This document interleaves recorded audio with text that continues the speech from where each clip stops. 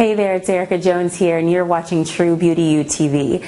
And in this video, I'm giving you my exact facial regimen that I do every week. So I never really appreciated a facial regimen until I actually started doing one. I used to be a girl that was very low maintenance with my skin, and that worked for me for a while. It was great. But I went to a holistic esthetician, and she gave me a facial, and she said my skin looked awesome and that there were some, excuse me, some really simple things that I could do to benefit my skin even more. And so she made some suggestions that I've implemented and tweaked in my regimen that I'm going to share with you from start to finish. So first things first is that I do this once a week, typically on a Saturday or Sunday morning. It's my time to pamper, my time to myself. My husband takes the baby. He's so loving. He's amazing doing that. And I just get to pamper myself with a facial. So here's what I do. First things first is I oil cleanse with organic hemp seed oil. This is by Manitoba Harvest. And if you have never heard of oil cleansing, you're probably like, you do what with that? Putting oil on your face? That's crazy. Yes, if you've never heard of oil cleansing, it actually makes a lot of sense. And I was very hesitant about it too when I first heard about it, because I have had oily skin in the past and have had acne prone skin in the past as well. But the thing about oil cleansing is that it works. It works for me, and it's worked for several other people, probably hundreds to thousands that have tried it. It's something that not a lot of people know about, but those that have done it that I've talked to have had great results, including me. So I use organic hemp seed oil by Manitoba Harvest, and what I do with that is I massage it into my skin. And the reason why it works is because oil dissolves oil. So if there's any problem areas on my skin, I'm talking like whiteheads, blackheads, or if there's stuff under the surface of my skin that I can feel, I will really focus in those areas and massage that hemp seed oil in. And I do that for a good 5 to 10 minutes, applying very firm pressure so I can get whatever is in out and really prime my skin for the rest of the facial.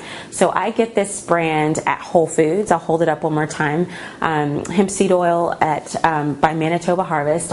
And one thing that you need to know about it is that it needs to be refrigerated. So hemp fat is not stable at room temperature. It's a very delicate fat. So if someone's trying to sell you hemp oil that's, just sitting out on a shelf, it's not refrigerated, don't buy it. It's rancid. So make sure yours is refrigerated.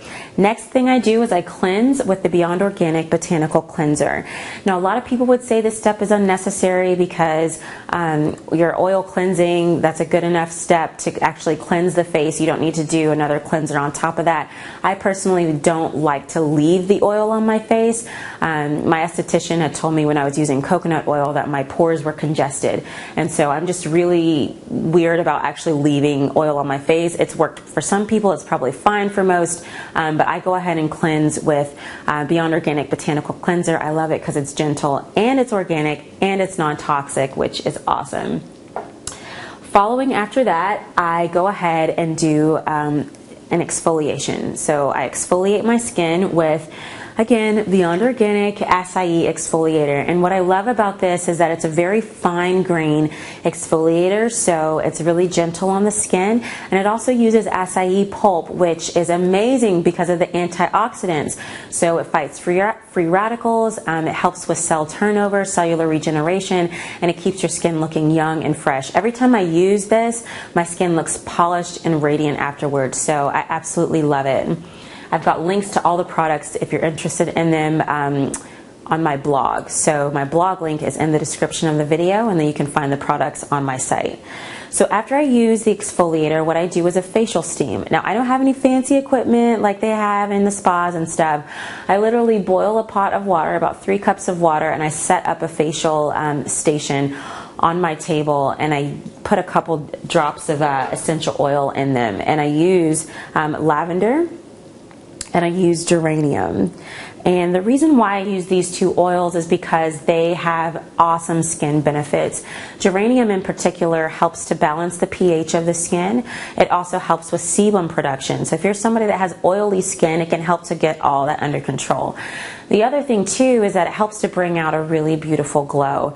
And lavender is amazing, first of all, because it's relaxing. This whole process is supposed to be relaxing, in case you didn't know. But it's also an antiseptic, so it's going to fight any bacteria that may be in your pores, that we want to get out as we're doing the facial. So that's why I do the steam. It's also going to open the pores so that when we apply the mask in the next step, everything's ready to be cleared out. So the next thing I do is I use a bentonite clay mask on my skin, and you can pretty much get this anywhere. This is the brand that I use. It's called Alitura. It's a clay mask, and it really has a mixture of a few different clays in it, but the bentonite clay is the main one. And if you don't want to get that brand, you can just use plain old bentonite clay. I've done it so many times. I've got links in my article that you can find actual brands where you can get it. But what you do is you mix in a 1-to-1 ratio bentonite clay, which is kind of like a fine powder, with apple cider vinegar. So you're going to mix that together. It makes like a thin kind of, it's not even really like yogurt consistency. Some people say that. I don't think it's like that. I think it's thinner. It's like a thin liquid substance that I apply all over my face using a clean makeup brush. And I've actually designated a specific makeup brush for this task. One of the things you need to know about using a bentonite clay mask is that when you're mixing down your clay with your apple cider vinegar, you don't want to use anything metal. So no metal spoons, no stainless steel. Just stick with wood or a plastic spoon if you have one, because the clay is actually charged. It binds with toxins that are deep within the pores. Toxins are typically positively charged, so the clay has a negative charge. If you remember chemistry, opposites attract, and that's how it works. So if you're using anything metal, it can mess up the charge and it can mess up the effectiveness of the mask. So use plastic or wood when you're mixing it down. So I apply that all over my face, and the way that it works is that as the mask is drying, clay masks help to push the toxins out of the skin. So that's really awesome, first of all, because it's completely natural, but second of all, you're getting a deep cleansing to your pores that's going to help lift out impurities and reduce the occurrence of breakouts. So I highly recommend doing that at least once a week. I don't leave that mask on any longer than 10 to 15 minutes because it's really getting down into the pores and it's stripping out the toxins and impurities. It's also stripping out some oil as well. That's okay, because in the next few steps we're going to super hydrate, but you don't want to leave it on too long. That's what I'm saying.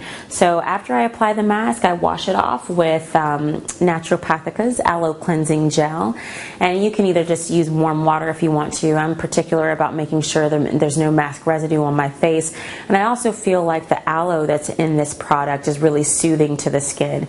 You may get some redness after you're finished with the mask. That's normal. It usually goes away within an hour, but the mask is working.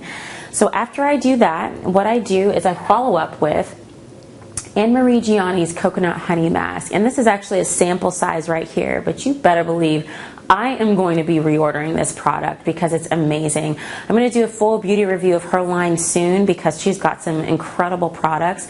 But this one in particular, the Coconut Honey Mask, is so super hydrating, and it's exactly what the skin needs after using this clay mask. So what you do is you just slather it on the face, you leave it on. She recommends leaving it on for at least 15 minutes. I leave it on for about that.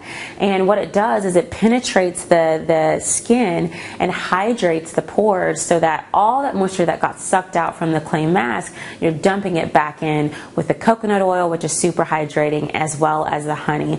And sometimes it gets on my lips and it's so tasty and healthy, it's good enough to eat, so that's okay too. So I leave that on for 15 minutes, wash it off with warm water, and then the next thing I do is I use Osea Renew 28. Now I came upon this product on a fluke. My husband's sister, my sister-in-law, Rebecca, I love you, she gave this to him as a gift.